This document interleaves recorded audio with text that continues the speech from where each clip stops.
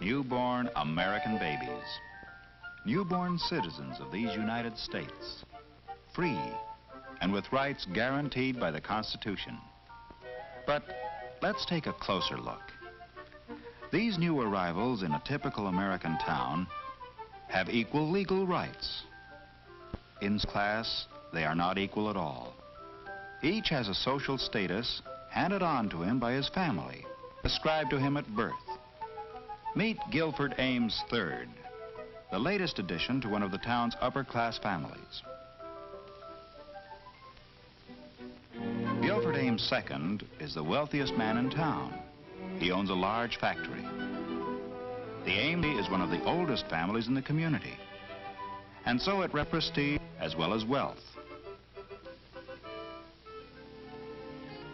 This is where an Ames family has lived for the last 100 years, and this is where Guilford Ames III will live. Like most of the babies here, this one, Theodore Eastwood by name, has an ascribed status of middle class. His father is Joseph Eastwood, high school educated and a white-collar worker in the Ames factory. He has a steady, skillful job and is comfortably off, but the chances are that he will not advance much beyond his present status. The mortgage on his house is on its way to being paid, and someday it undoubtedly will be. Although young Ted Eastwood has an ascribed status of middle class, the best status he achieves during his lifetime may be higher than the one he was born with. It could be true to maybe David Benton, whose ascribed status is lower class. David's father is Michael Benton, an unskilled factory worker who has a meager education. Mr. Benton rents the upper floor of a two-family house in a rundown section of town. The ability to rise from an ascribed status to an achieved one is called vertical mobility and is particularly characteristic of the United States. There are class lines within each general group, and these vary geographically and in relation to nationality, religion, and race. Class exists in the United States as it does everywhere, and it plays a vital part in the life of every community. Let us follow the lives of these three babies and see how class affects them.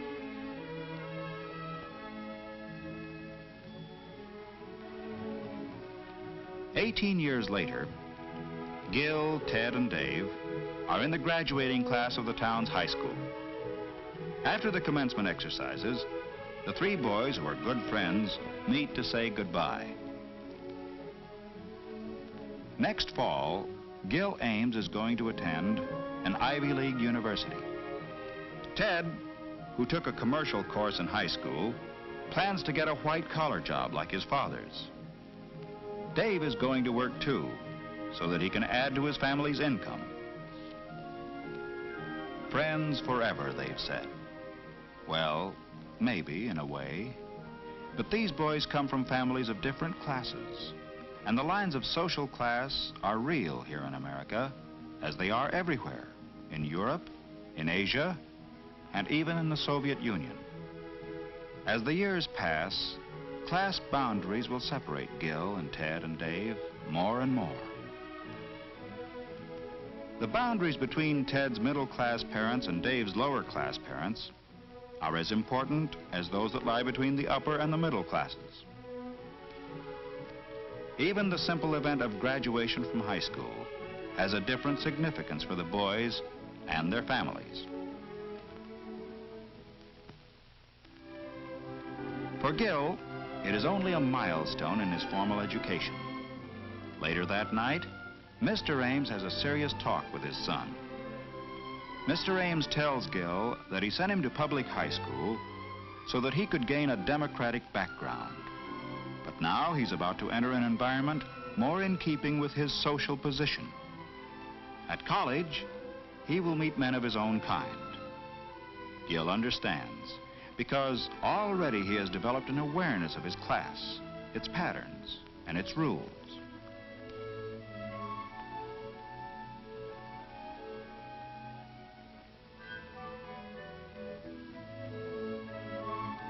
In another part of town, the Eastwoods have just finished dinner, and Mr. Eastwood is talking with Ted about his plans for the future. Ted's record in high school was generally good, but there was one subject in which he excelled: drawing. Ted would like to do something professionally in the art field, but his father discourages him. In the light of Mr. Eastwood's own experience, security lies in business and white-collar work. Ted sees his father's point of view and agrees that the commercial courses he took in high school have prepared him for office work, and so that's the kind of job he'll look for.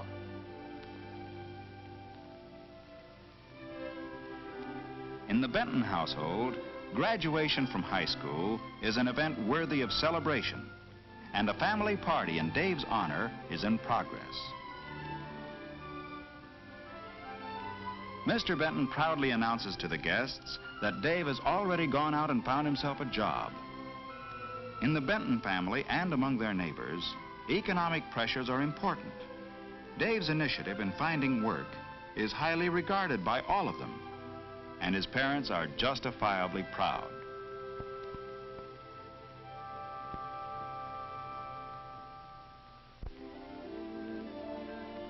Four years later, Dave, 22 now, has a job at a local gas station. Although he's still only a gas station attendant, he's studying to be an automobile mechanic. The driver of the car is his old friend of high school days, Gil Ames. Gil has graduated from college now and is on his way to start work in his father's factory.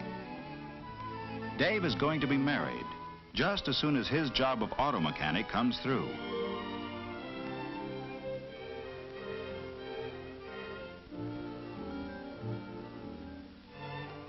Gil's first day of work in his father's factory turned up still another familiar face. Ted Eastwood has a job in the bookkeeping department. Mr. Ames is taking his son on a tour of all the departments of the factory. Someday, Gil will take over the business, and today, he's beginning to learn about it.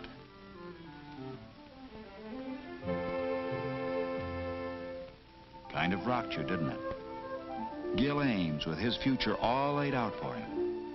But you're Ted Eastwood, stuck in a job you'll be in all your life.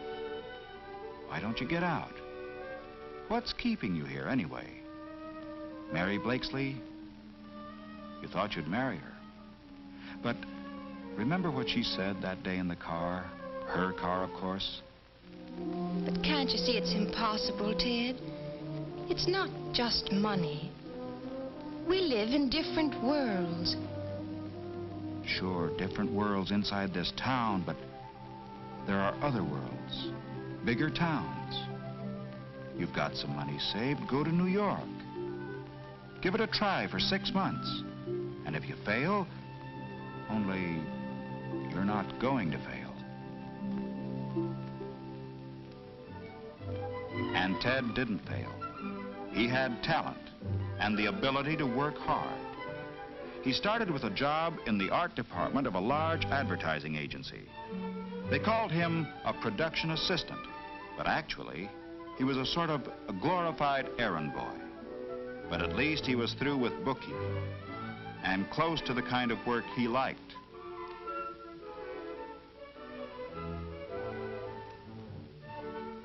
At night, he took courses in commercial art and advertising and spent a good deal of his free time working and studying at home. In the years that followed, Ted gained a thorough technical knowledge of his field.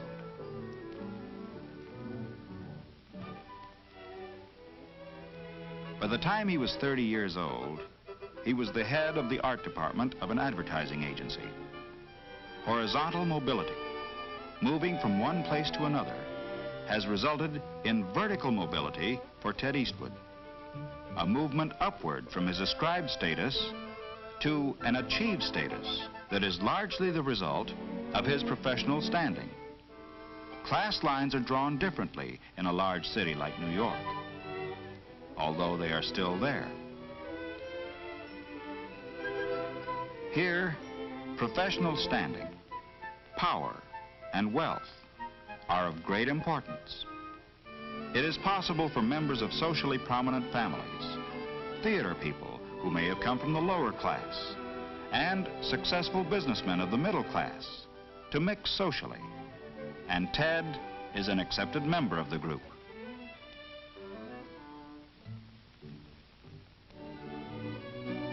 But when Ted returns to his hometown on a vacation, how does he fare? Has he a new achieved status back there too? When he meets the girl he wanted to marry, have things changed? The town is small enough so that Mary has heard about Ted's success in New York. But this isn't New York. Mary is married to Gil now, and although they are friendly enough toward Ted, he still isn't part of their world, and he never will be. In this town, the ascribed status of his parents is still the class to which he belongs.